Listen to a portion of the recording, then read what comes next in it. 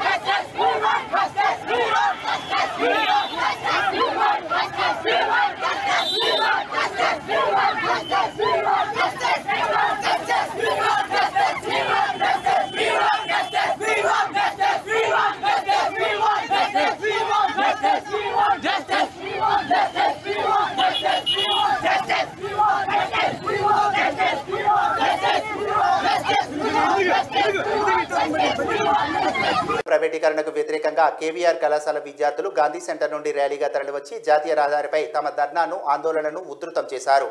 దీంతో జాతీయ రహదారిపై ట్రాఫిక్ నిలిచిపోయింది.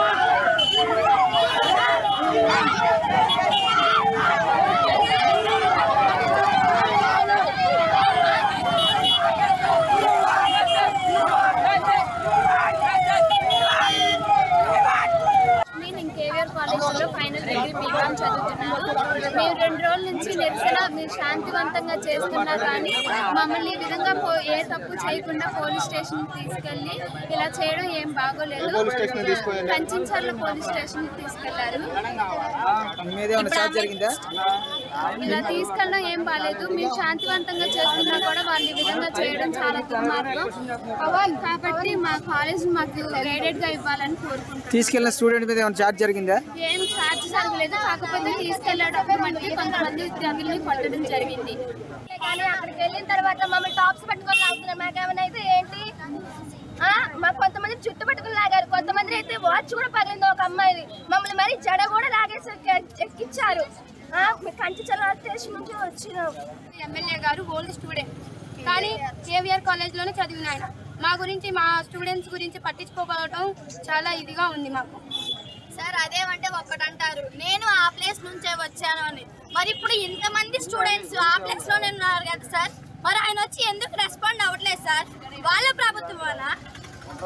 ప్రభుత్వం అయితే ఏంటి సార్? పేద విద్యార్థులకు న్యాయం జరగాలనే కదా కూర్చోండి సార్, పోరాడండి సార్ అని చెప్పేసి అనేది.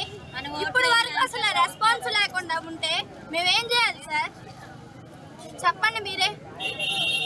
మార్నింగ్ నుంచి అసలు ఇక్కడ ఉన్న స్టూడెంట్ ఎవరు ఏమీ తినలేదు సార్. మార్నింగ్ నుంచి ఇది 3వ రోజు అయినా సరే ఆయన వచ్చి ఏంటమ్మా మరి నేను మీకు సపోర్ట్గా ఉంటాను, మీ తరపున ఉంటాను అని ఒక్క రెస్పాన్స్ కూడా లేదు సార్. విద్యార్థుల పట్ల అంత నిర్లక్ష్యంగా ఎందుకుంటున్నారు సార్? మేమేం చేస్తాం? మేము వేసిన ఓట్ల వల్లే కదా గెలిచింది. ఒక్కసారి ఛాన్స్ ఇవ్వమంటే దిక్కులేని వాళ్ళగా చేస్తారు మమ్మల్ని. Good evening sir. నేను ఈ యొక్క కాలేజ్లో డిగ్రీ సెకండ్ ఇయర్ చదువుతున్నాను బీకామ్ సార్. ఫస్ట్ ఇయర్లో ఉన్నప్పుడు ఫీజులు చాలా తక్కువ ఉన్నాయి. మాకు విద్యా దీవెన వసతి దీవెన 2 పడుతున్నాయి. కానీ ఇప్పుడు ఈ ప్రైవేట్ అవ్వడం వల్ల మాకు చాలా ఇబ్బందులు వచ్చినాయి సార్. చాలా వచ్చినాయి మాకు. ఎందుకంటే సార్ 2 రోజులు చేశారు మేము ఈ ధర్నాన్ని 2 రోజులు చేస్తాను. అప్పుడెవరు తెలియలేదా? ఎమ్మెల్యే గారికి వినతి పత్రం కూడా ఇచ్చాము, ప్రిన్సిపల్ గారికి కూడా చెప్పాను. ఏం లాభం ఉంది సార్? వాళ్ళు రావడానికి ఏమైంది సార్? వాళ్ళకి రావచ్చు కదా, మేము స్టూడెంట్సే కదా, మేము వస్తున్నాము. మేము వస్తున్నాము. ఇక్కడ చాలా అంటే చాలా మంది పేద విద్యార్థులు చదువుతున్నారు. నేను హామీ ఇస్తున్నాను సార్, ఇక్కడ చదివే వాళ్ళు ప్రతి ఒక్క అమ్మాయి అయినా అబ్బాయి అయినా ప్రతి స్టూడెంట్ అయినా సరే పేద విద్యార్థులు ప్రతి ఒక్కరు చదివేవాళ్ళు. అందువల్ల ఈ యొక్క కాలేజ్కి మాకు సొంతం కావాలి, గవర్నమెంట్ అవ్వాలి, ఎయిడెడ్ కాలేజ్గా ఉండాలని చెప్పి మేము పోరాటం చేస్తున్నాం సార్. లేకపోతే క్లాస్లో ఉండేవాళ్ళం, మేము క్లాస్లో చదువుకునే వాళ్ళం, మాకేమైంది సార్? లేకపోతే ఇంత చేయడానికి మాకేం అవసరం సార్? స్టూడెంట్స్ సార్ ఇప్పుడు ఇంత కొట్టించుకోవడానికి వాళ్ళతో కొట్టారు పోలీసు వాళ్ళు వచ్చి మమ్మల్ని తీసుకెళ్ళారు, ఎంత తీశారు చూశారు కదా, ఇప్పుడు కెమెరా తీశారు కదా, అంతా ఉన్నారు కదా. కానీ ఏమైంది సార్? ఎమ్మెల్యే గారు పక్కనే ఉన్నారు, ఒక్క మాట మాట్లాడండి ఇక్కడికి వచ్చి అవి పక్కనే సార్ 2 అడుగులు వస్తే ఎమ్మెల్యే గారు మాట్లాడండి. ఏమైంది వాళ్ళకి? ఒక్క 2 అడుగులు వచ్చి పిల్లలు ఏం చేస్తున్నారు, వాళ్ళు చేసే పరిస్థితి ఏంటి, అసలు ఏంటి, వాళ్ళు తింటున్నారా లేదా? మధ్యాహ్నం సార్ పొద్దు నుంచి తిండి తిప్పలు లేకుండా ఓన్లీ వాటర్ తాగకుండా కూర్చొని అక్కడ కలిసిలో అంత చేసే ఎమ్మెల్యే గారు రావాలి అంటే ఆయన రాకుండా ఆయన ఎక్కడే ఉన్నారు.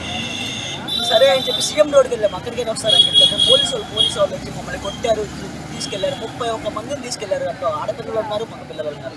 ఏమైంది సార్? అసలు ఏం చేసాం? తప్పు చేసామా? కాదు కదా, మా కాలేజ్ వెళ్ళాము, మేము నిరసన తెలియజేసాము, కానీ ఎటువంటి రెస్పాన్స్ మాకు లేదు. 31 స్టూడెంట్స్ మంది కంచెంచర్ల స్టేషన్ లో ఉన్నారు. 31 స్టూడెంట్స్ వాళ్ళు ఏం అన్యాయం చేశారు? చదవలేని పరిస్థితిలో వాళ్ళు ఎయిడెడ్ కాలేజ్ లో చేరడం చేసిన తప్పు. ఎయిడెడ్ కాలేజ్ లో చేరడమా మేము చేసిన తప్పు? ప్రభుత్వ కళాశాలలు ఇచ్చిన డబ్బులు ఉపయోగించుకొని చదువుకోవడమా మేము చేసిన తప్పు? మీరే మాకు న్యాయం చెప్పాలి. న్యాయం చూపించాలని కోరుతున్నాం ప్రభుత్వాన్ని, మేము అర్థిస్తున్నాం. ప్రభుత్వం మాకు న్యాయం చేయాలి. రమేష్ బాబు, నేను BSc ఫైనల్ ఇయర్ చదువుతున్నాను.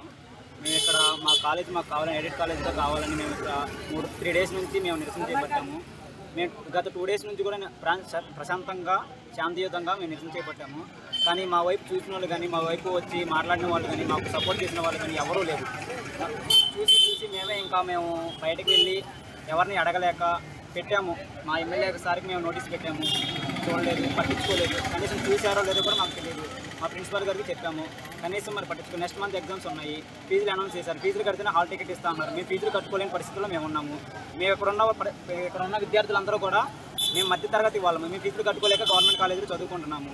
మమ్మల్ని ఫీజులు కట్టండి మా కాలేజీని ప్రైవేట్ కాలేజీగా చేస్తే మేము ఎక్కడికి వెళ్ళాలి?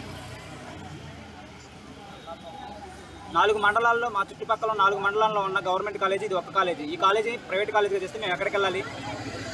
మా కోసమే ఫైట్ చేస్తుంటే పోలీసులు వాళ్ళు వచ్చేసి ఇంతమందిని మా స్టూడెంట్స్ని కొట్టించి 30 మందిని పోలీస్ స్టేషన్కి తీసుకెళ్లారు. Nandigam police station, Ganjala police station తీసుకెళ్లారు. అక్కడ ఇంతవరకు వాళ్ళని దెబ్బ కొట్టారో లేదో మాకైతే తెలియదు. వాళ్ళ దగ్గర నుంచి రెస్పాండ్ ఏమీ లేదు. అసలు వస్తున్నారో లేదో మాకు తెలియదు. వాళ్ళు వచ్చేంత వరకు మేము ఇక్కడే ఉంటాము. మా కాలేజీ మాకు కావాలి, మేము ఫీజులు కట్టలేము. ఇంతమంది పోలీసులు వచ్చి మా దగ్గర మాట్లాడుతున్నారు, మమ్మల్ని ఇంతగా అరెస్ట్ చేస్తున్నారు. ఆడపిల్లలను చూడకుండా ఆడపిల్లలను అరెస్ట్ చేస్తున్నారు. వాళ్ళు వచ్చి ఫీజులు కడతారు మాకు. మా కోసమే ఫైట్ చేస్తుంటే మమ్మల్ని ఎందుకు కొడుతున్నారు?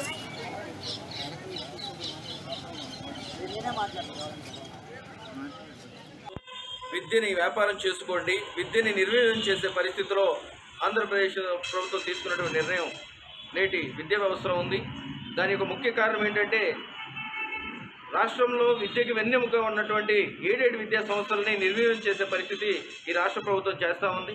దాంట్లో భాగంగానే ఈరోజు విద్యార్థులు వేలకు కొద్ది విద్యార్థులు చదువుకున్నటువంటి విద్యార్థులు అటు గవర్నమెంట్ ఇన్స్టిట్యూషన్స్ వెళ్ళలేక, లేదంటే ప్రైవేట్ కాలేజీల్లో ఫీజులు కట్టుకోలేక అనేక ఇబ్బందులు పడుతూ ఉన్నారు.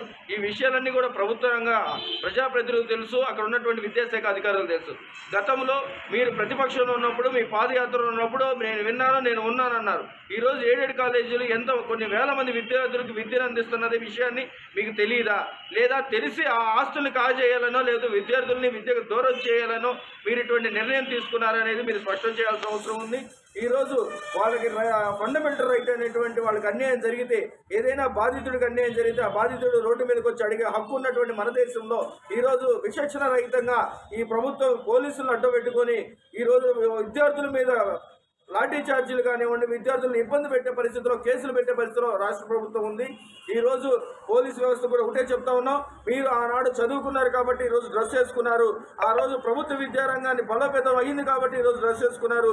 రేపటి పౌరులు కూడా చదువుకున్న వాళ్ళు కాకూడదు, మిమ్మల్ని ప్రశ్నించకూడదు అని చెప్పేసి మీరు అటువంటి దారిలో వెళ్తున్నారనేది మీ విజ్ఞతగా ఆలోచిస్తూ ఉన్నాం.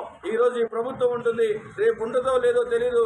రేపటి రోజున మీరు ఎటువంటి తప్పు చేశారో ప్రత్యేకపడాల్సిన అవసరం ఉంటుంది. కాబట్టి కాబట్టి విద్యారంగంలో ఉన్నటువంటి సమస్యలు ఏవైతే ఉన్నాయో ప్రభుత్వ అధికారులకి తెలియపరిచే విధంగా మీరు కూడా ఒక కీలక భూమిక పోషించాల్సిన అవసరం ఉంది. కాబట్టి విద్యార్థులకు కానీ ఎటువంటి ఇబ్బందులు జరిగినా, విద్యార్థులకు ఎటువంటి గాయమైనా సరే దీనికి పోలీసులు బాధ్యత వహించాల్సి వస్తుంది. దీని మీద ప్రభుత్వం సమాధానం చెప్పాల్సిన అవసరం వస్తుంది.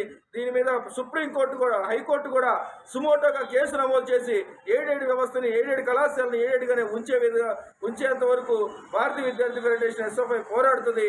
రాబో కాలంలో అనేక ఉద్యమాలని, ప్రజా సంఘ నాయకుల్ని, విద్యావేత్తల్ని, ప్రజాప్రతినిధులను కలుపుకొని ఉద్యమం ఉధృతం చేస్తామని చెప్పి సందర్భంగా తెలియజేస్తా ఉన్నాం.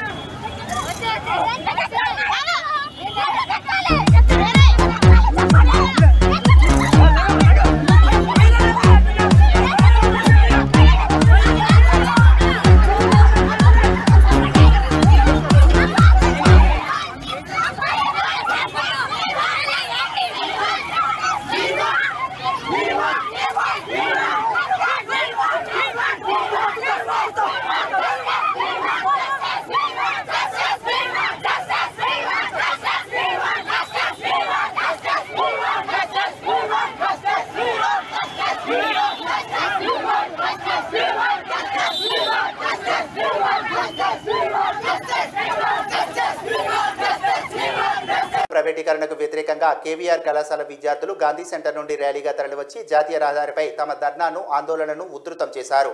దీంతో జాతీయ రహదారిపై ట్రాఫిక్ నిలిచిపోయింది.